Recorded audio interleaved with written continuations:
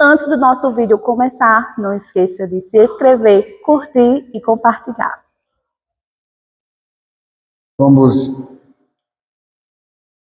ouvir a voz do Senhor, irmãos. Eu quero então convidá-los a abrirem suas Bíblias no Salmo de número 24.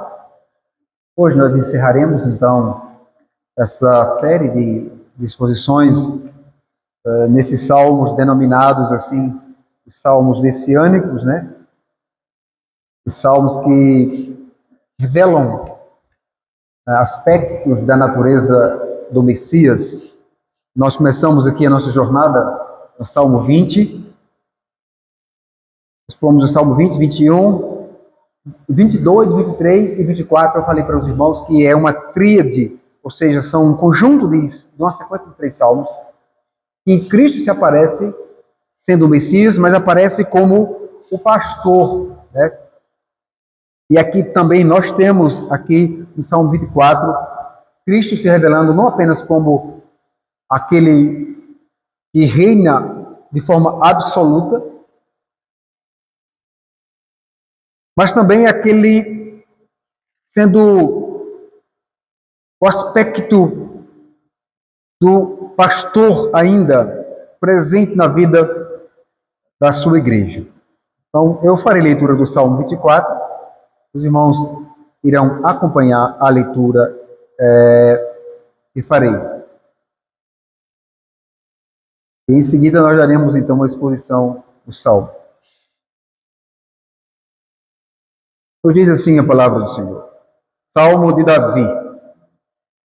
Ao Senhor pertence a terra e tudo o que nela se contém. O mundo e os que nele habitam, fundou-a ele sobre os mares e sobre as correntes a estabeleceu. Quem subirá ao monte do Senhor? Quem há de permanecer no seu santo lugar? O que é limpo de mãos e puro de coração, que não entrega a sua alma à falsidade, nem jura dolosamente. Este terá do Senhor a bênção e a justiça do Deus da salvação. Tal é a geração dos que o buscam, dos que buscam a face do Deus de Jacó. Levantai, ó portas, as vossas cabeças. Levantai-vos, ó portais eternos, para que entre o Rei da Glória. Quem é o Rei da Glória?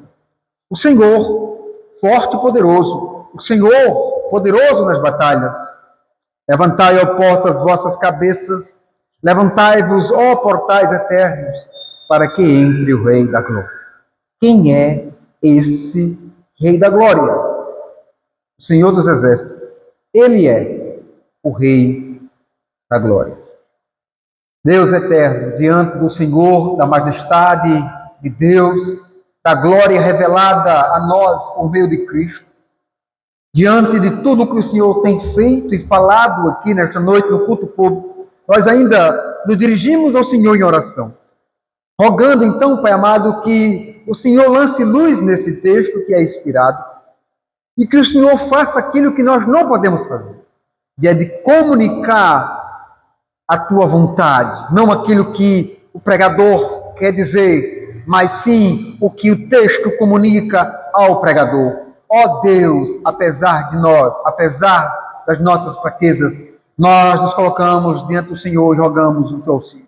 Pedimos a tua ajuda, apesar, ó Deus, da nossa fraqueza, apesar dos nossos pecados, nos colocamos nas tuas mãos, pedimos que o Senhor nos ajude e o Senhor fale por meio da tua palavra. Que Cristo, que é o profeta por excelência, continue aparecendo e que Ele seja glorificado em todos os atos e para a glória do nome de Cristo e com perdão dos nossos pecados. É que nós oramos e te agradecemos. Amém.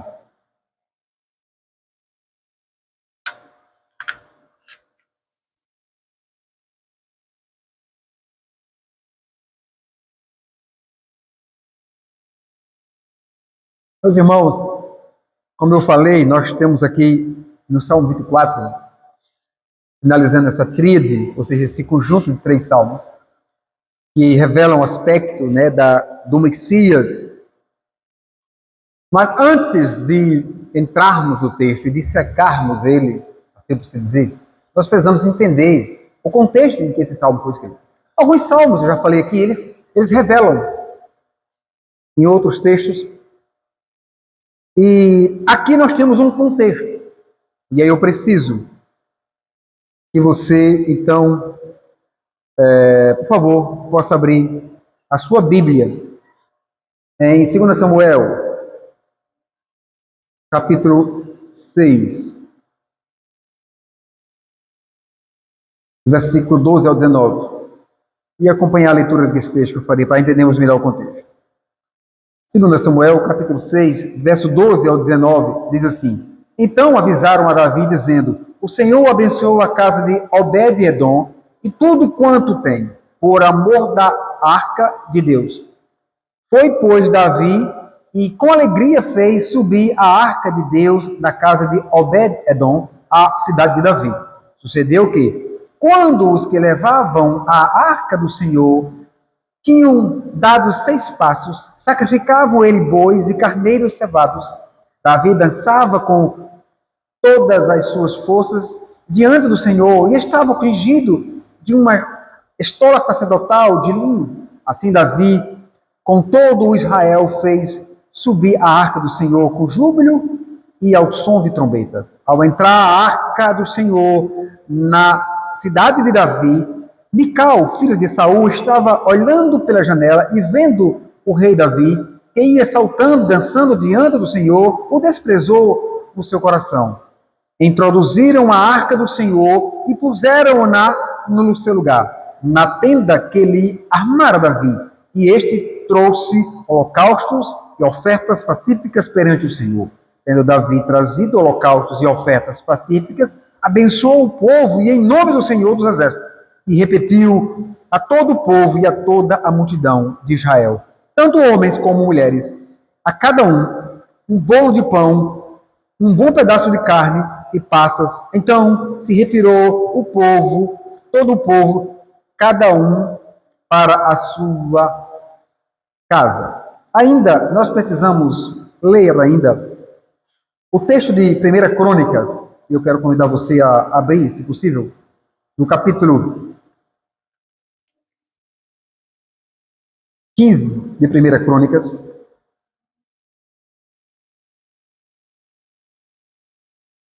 A partir do versículo 1, Davi, o texto diz: Fez Davi casas para si mesmo na cidade de Davi e preparou um lugar para a arca de Deus e lhe armou uma tenda. Então disse Davi: Ninguém pode levar a arca de Deus senão os levitas, porque o Senhor os elegeu para levarem a arca de Deus e servirem para sempre. Davi reuniu todo Israel de Jerusalém para fazerem subir a arca do Senhor ao seu lugar que ele tinha preparado. Até aqui. Irmãos, é interessante conhecermos esse texto aqui de 1 Samuel Crônicas, porque eles estão dentro desse contexto. Para que você possa, então, entender. Você vai ver que esse salmo, ele tem, como todos os salmos que eu já falei aqui, na sua grande maioria, eles são hinos. Ora, tem salmos que são oração feitas por Davi. Você tem aqui, nesse contexto, um salmo que nos parece ser um hino processual. Permite-me dizer o que é o hino processual. É um hino que é entoado no momento em que Davi trazia a Arca da Aliança para Jerusalém. Nesse contexto de 2 Samuel, também 1 Crônicas. Então, nos parece que esse salmo é exatamente escrito à luz do contexto que Davi trazia a arca. Você não conhece, você sabe que Davi já fizeram outra tentativa antes, foi frustrada, nós vamos chegar lá. Mas aqui ele faz de forma correta, como manda as Escrituras. E aqui nós já temos uma lição. Como é bom obedecer o que as Escrituras dizem. Como é bom obedecer o que Deus diz. Às vezes a gente tem boas intenções de fazer aquilo em nome de Deus, mas algo que Deus não prescreve. E aí nós sabemos que é muito perigoso. Então você tem aqui esse momento desse hino processual, depois de Davi recordar esse momento muito especial na sua vida como rei, de trazer a arca. Você vê esse hino como uma espécie de uma antífona. O que é isso? É um hino que parte o povo canta e outra parte o povo responde. Então, sendo assim, você tem o início desse Salmo 24. A congregação, ela iniciava do versículo 1 ao 2. Então, era a parte em que a congregação de Israel iniciava esse canto. Já no versículo 3, você tem, então, o dirigente que fazia uma pergunta ao povo. E aí, no versículo 4 ao versículo 6, você tem o povo respondendo. E aí você tem no versículo 7 aquilo que nós chamamos de interlúdio, que era feito nesse exato momento. As versões mais antigas desse texto, elas trazem no final do versículo 6 uma expressão na língua hebraica que está de conformidade com o estudo exegético. A palavra que apresenta aqui é para levantar. Indica que a congregação ela deveria ficar de pé, levantar a voz diante da voz que é dada ao versículo 7. Por isso que na igreja, né, tem momentos em que a igreja fica de pé, fica sentada, para a gente entender que não é invenção, é uma base bíblica. E aí no versículo 8 você tem o dirigente fazendo novamente uma outra pergunta. Aí você tem na parte B do versículo 9, versículo 8, melhor dizendo, a parte B e o versículo 9, a congregação respondendo novamente.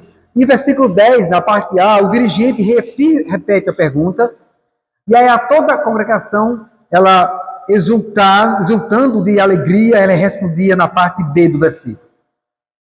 E esse salmo, ele se encerra, né, essa série que vem desde o céu, do Salmo 20, falando sobre o Messias, falando sobre Cristo, falando sobre o aspecto do Redentor.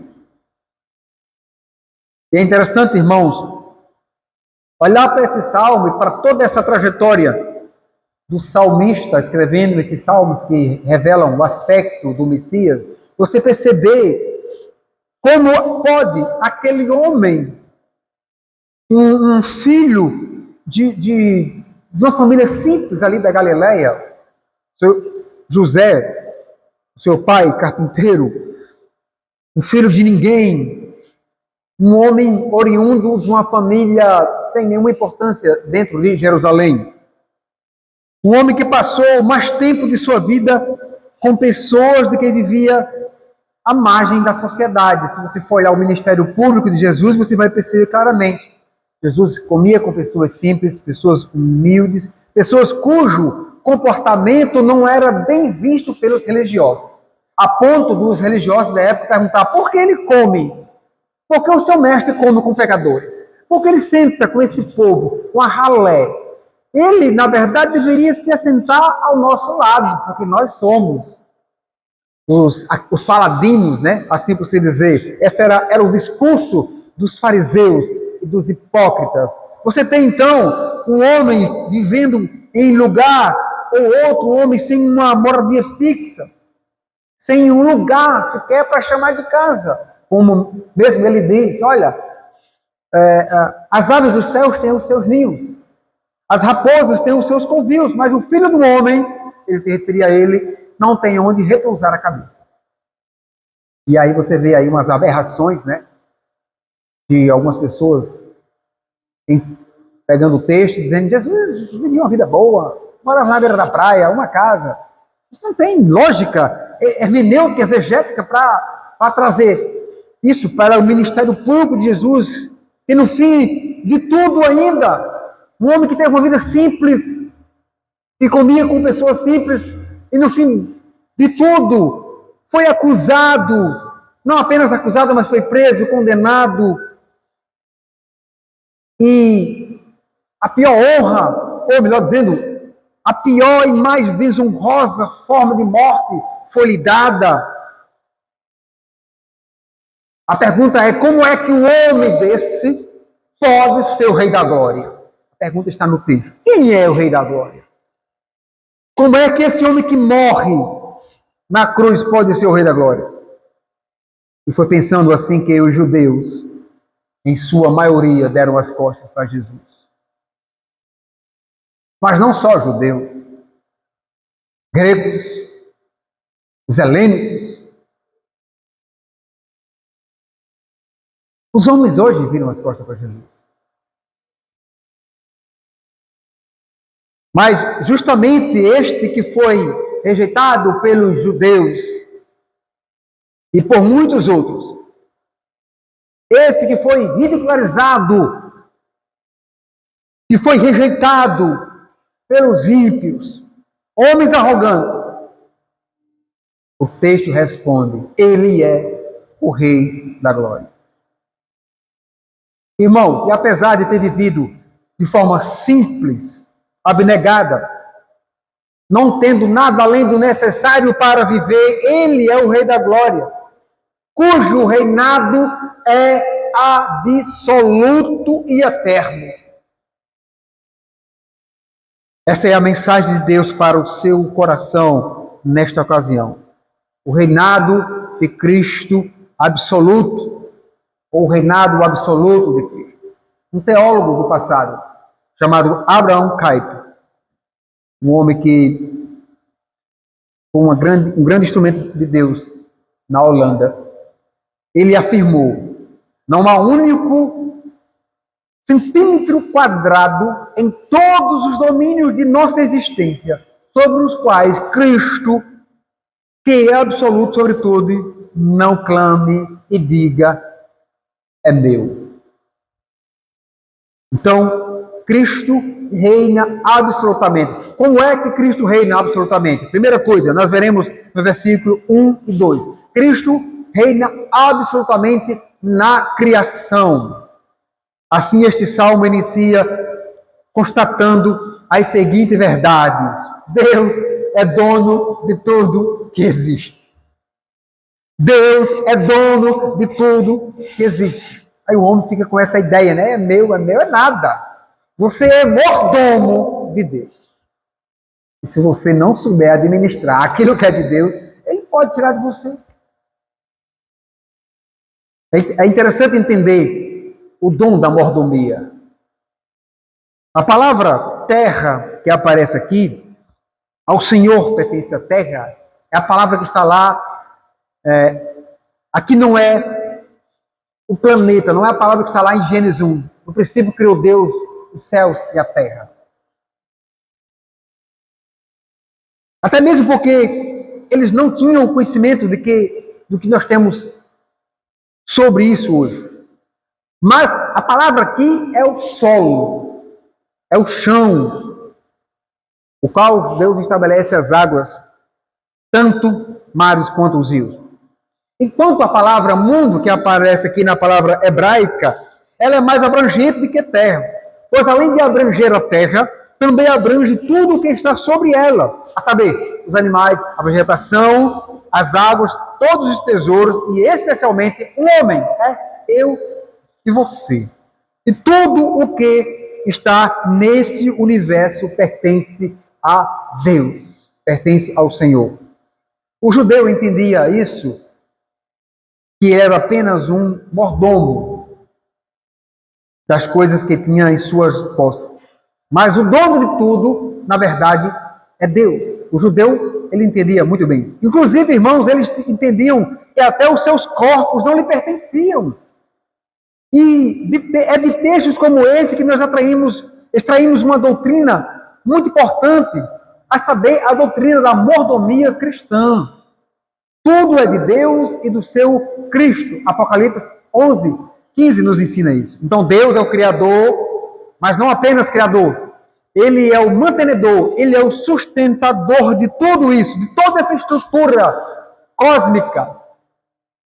Deus, ele é o Criador e Deus é o sustentador de todas as coisas. Então, como dono de fato e de direito que ele cuida da sua criação. E aí agora, retornando para um assunto que o Salmo já trata dele, lá no Salmo 8, também Salmo 19, que é exatamente a vastidão do universo, tão grande como o nosso.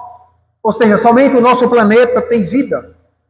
Uma variedade tão grande de vida. Isso deve nos fazer, irmãos, refletir não só no cuidado de Deus que Ele tem conosco, mas, principalmente, na grandiosidade do ser de Deus, da extensão do ser de Deus, de controlar todo o universo infinito. Nós não sabemos onde é o fim dele, mas está aí para vermos e contemplarmos Ele que habita na sua glória eterna.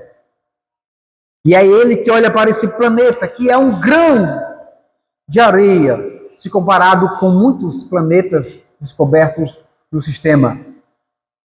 Um planeta que tem tudo para ser insignificante, comparado com a vastidão do universo, comparado com planetas maiores. Mas foi neste pequeno planeta que Deus revelou o seu amor enviando o seu Filho. Hoje, na Escola Bíblica Dominical, nós aprendemos um pouco da encarnação de Cristo. Na plenitude do tempo, Cristo encarnou, se manifestou. O Deus que existia na eternidade, o Logos, Ele vem. Nós vimos que Deus criou o homem à imagem dele, mas o seu Filho, Ele tem a imagem do homem. Do ventre de Maria, duas naturezas unidas, jamais podem ser separadas. E Ele nasce, e Ele é humilhado, porque Ele veio com um propósito. Aquele que habita na glória eterna. Aquele que governa todas as coisas. Tem o controle do universo. É esse Cristo, o qual você contempla pela fé, o qual você está diante dele, meus irmãos. E foi exatamente nesse pequeno planeta que eu e você nos encontramos. E por graça nascemos. Gerado de pai e mãe, diferente de Cristo. Que um dia encontrou o Evangelho, foi revelado a nós. A beleza de Cristo. E aplicando já o versículo 1 e 2 para nós de forma muito prática, irmãos, se você se vê como mordomo de Deus, em relação às coisas que você diz que são suas, como seus bens materiais, por exemplo, o seu salário, o seu corpo, você tem administrado todas as coisas sabendo que um dia o verdadeiro dono, ele virá para ajustar contas com você? Deixe-me ir mais além ainda. Permita-me. Quero falar agora para os pais que aqui presentes estão. Como você olha para os seus filhos? Você os vê como uma extensão sua? Ou como alguém que Deus lhe deu para fazer você feliz? Para você ser realizado nele? Alguma vez lhe ocorreu que eles não são de fato seus, pois são de Deus? E que fazem parte da aliança que Ele estabeleceu com você e sua família? A pergunta é, como você tem cuidado do seu filho, dos seus filhos? Como você tem orientado? Como você tem disciplinado? Como você tem corrigido ele? Você exige deles obediência e respeito a você? Ou você tem lhes mostrado que em obedecendo a você, estarão honrando a Deus? Mas você tem certeza de que aquilo que você quer que eles lhe obedeçam realmente é algo que glorifica a Deus? Nossos filhos não são nossos, eles são de Deus.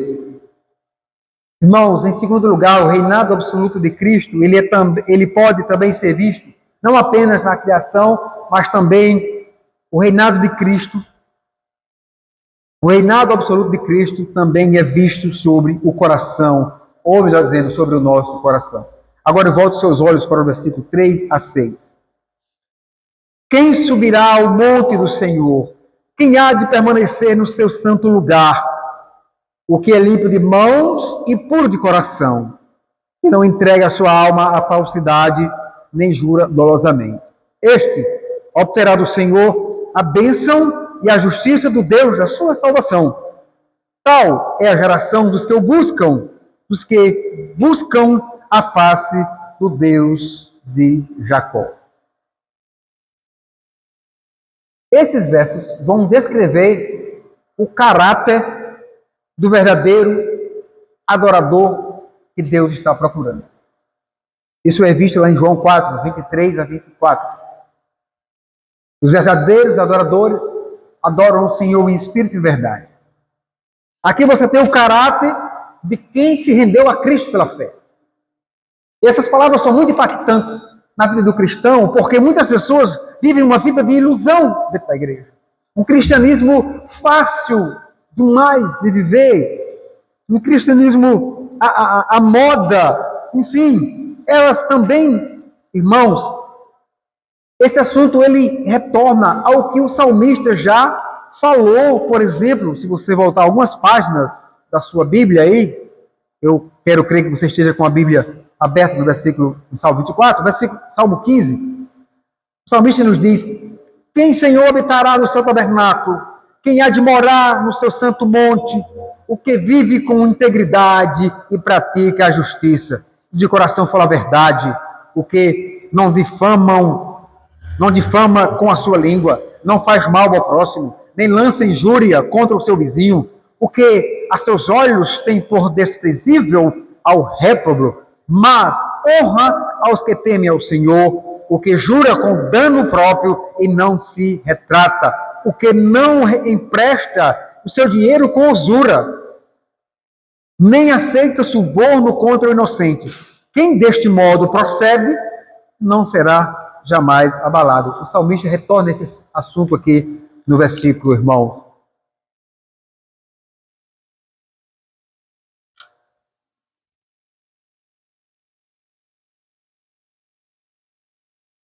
E agora nós precisamos reportar a outro evento que eu falei de Davi. Abra sua Bíblia em 2 Samuel, capítulo 6.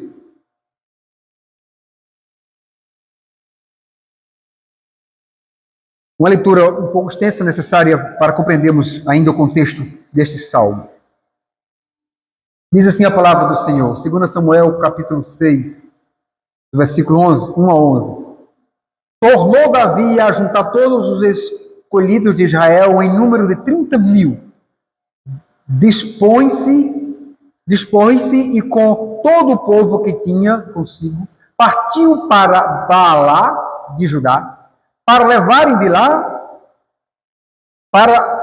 de lá para cima a arca de Deus, sobre a qual se invoca o nome do Senhor dos Exércitos, que se assenta acima dos querubins.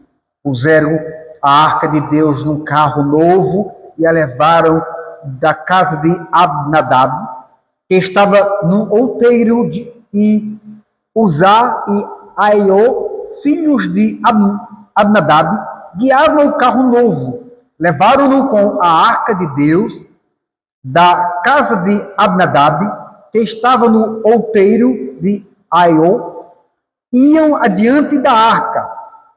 Davi e toda a casa de Israel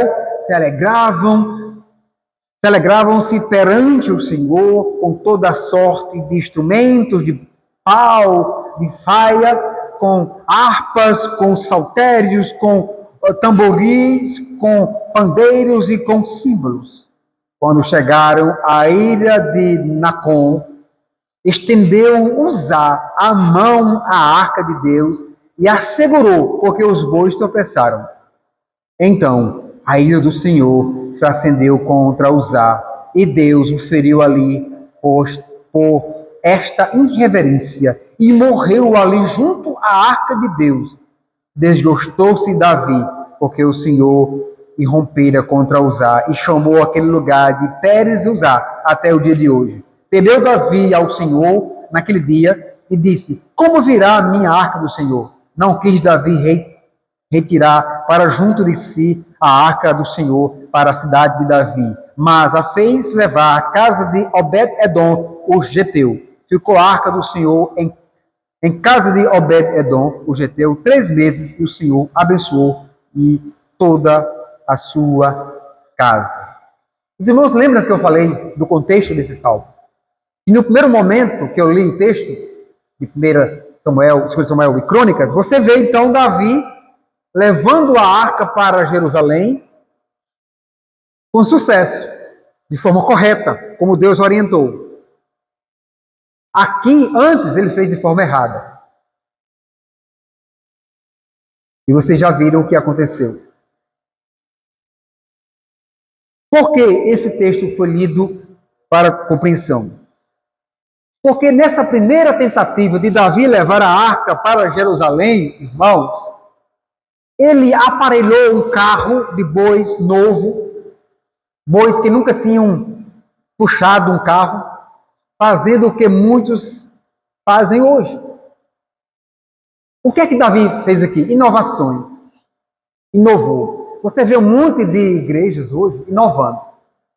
Nós vamos aqui, a escuta está muito parado, está muito calado, nós vamos botar aqui um povo dançando, vamos botar uma coisa aqui, uma música, uma fumaça, né?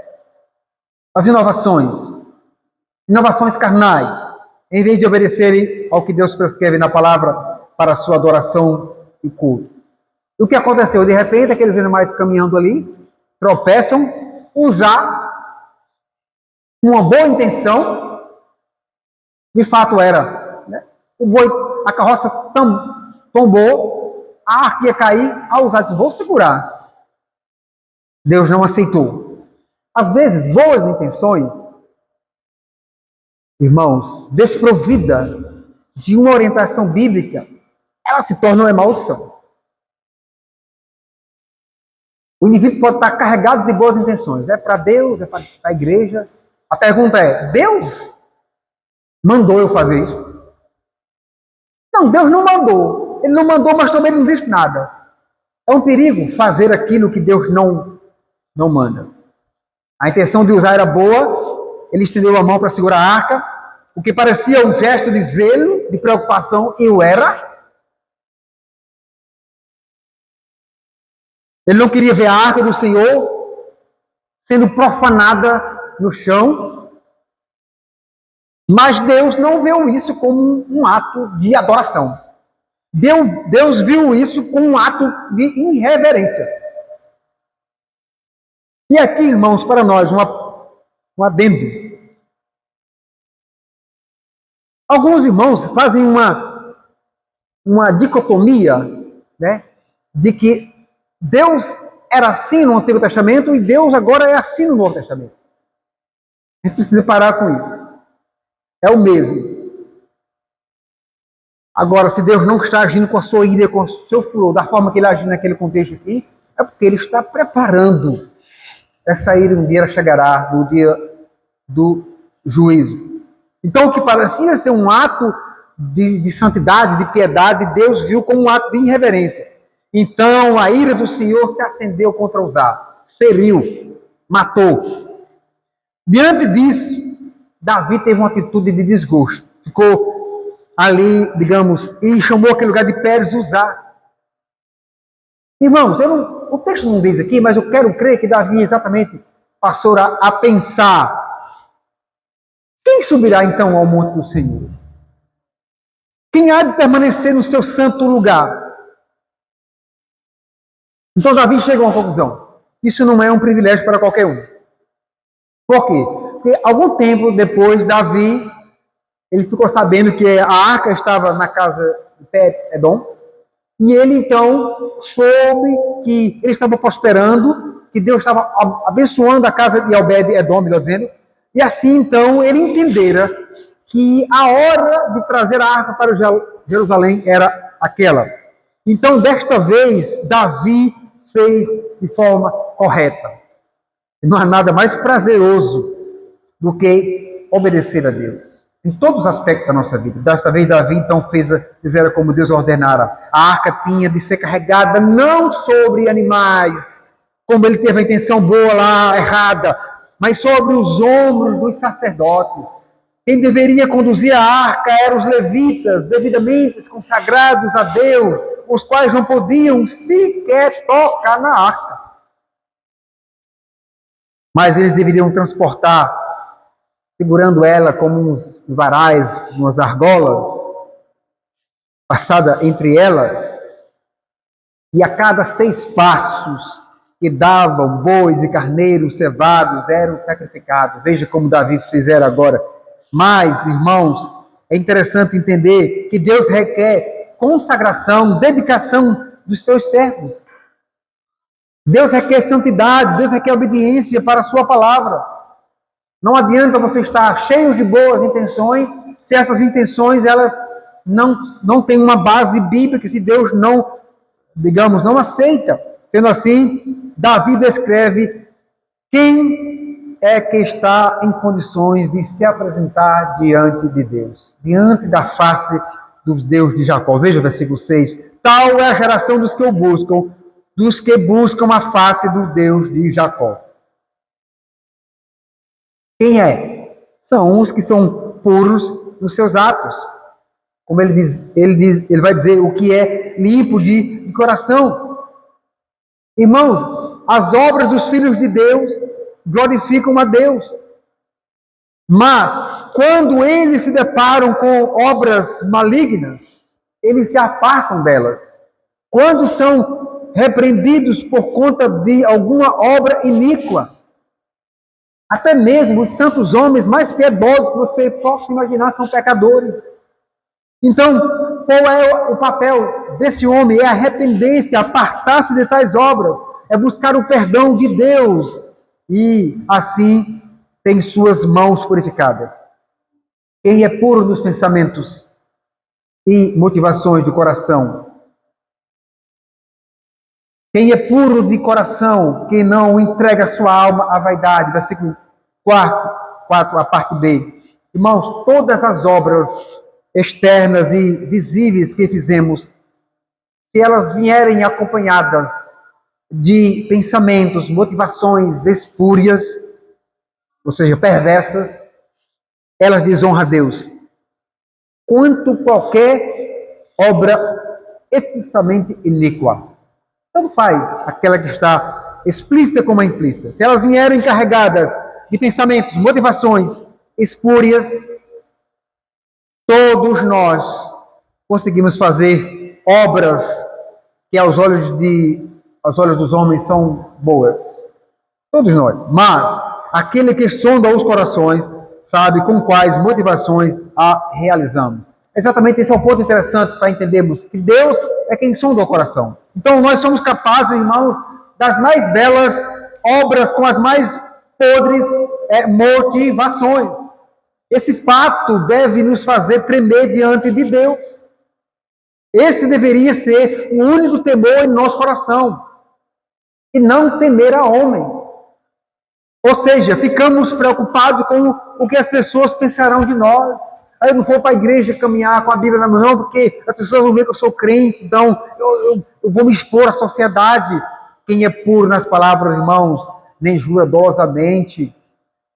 Aqui você tem um juramento feito com a intenção de enganar. O rapaz, por exemplo, que faz juras de amor a uma namorada a fim de convencê-la, a fornicar com ela sem nenhum propósito de casar com ela, quando na verdade deveria jurar para si mesmo nunca defraudar aquela moça, deveria então orar e permanecer casto para somente a sua esposa, aquela que Deus lhe dará. Candidatos ao oficialato, por exemplo, presbíteros, diáconos, até candidato ao ministério sagrado, nas suas ordenações, que fazem juramentos e votos e acabam quebrando, com propósito, pessoas que com o propósito de ter emprego, garantindo, então mente e com isso desonra a Deus. O crente que faz voto para Deus dizendo, se o Senhor me der um bem, eu dedicarei ao seu serviço. Mas quando consegue tal bem, usa de forma egoísta.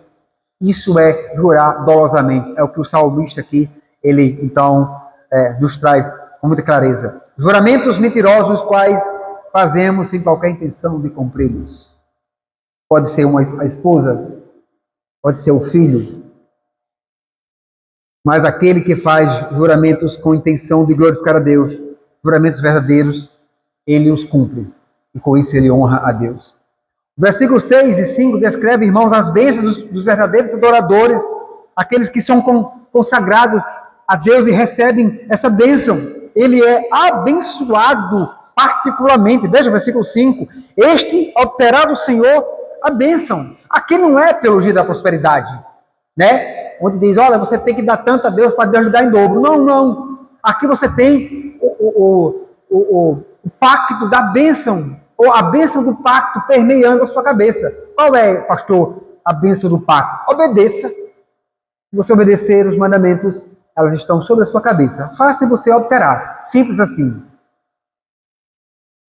Então você tem aqui a ideia de que o homem que obedece, tudo que ele faz, prosperará, terá sucesso e Deus o abençoará e muito. Receberá a justiça de Deus, tanto justificando como também perdoando. Nós devemos entender isso, que ele, Deus, protege o homem, o crente, do homem mau, dos inimigos, daqueles que lhe intentam fazer mal. Ele é abençoado pactualmente. Veja o versículo 6.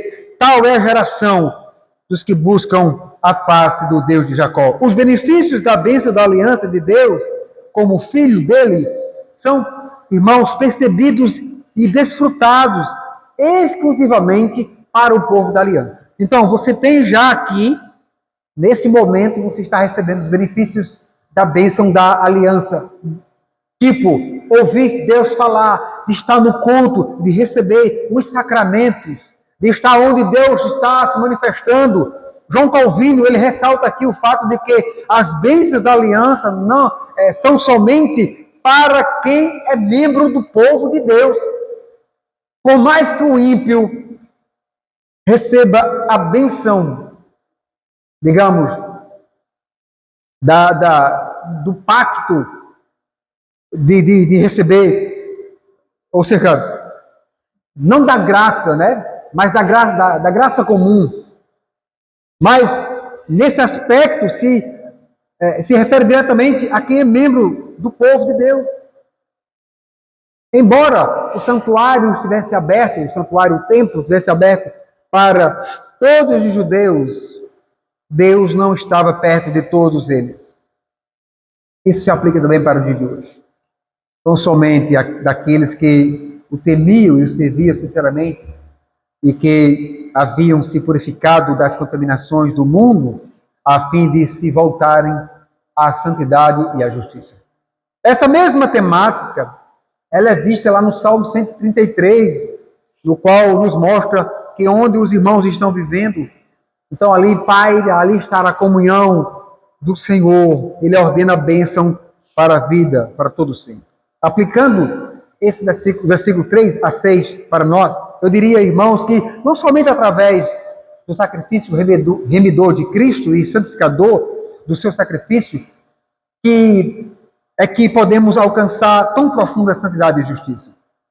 Somente através de Jesus é que podemos nos apresentar como verdadeiros e sinceros, dedicados adoradores ao Senhor. Adoração ao Senhor não é um momento, é uma vida. Sem a santidade, sem a justiça de Jesus, não resistimos à santidade e à justiça de Deus. Por isso é que Jesus tem todo o direito de ser rei absoluto em nossas vidas, de ter total, permanente e exclusividade sobre o nosso coração. Ou seja, você não pode dividir a adoração que é devida a Deus com outrem. Você não pode dar aquilo que é Deus aos outros. Por isso, irmãos, e por último, o reinado de Cristo é absoluto também sobre a glória eterna.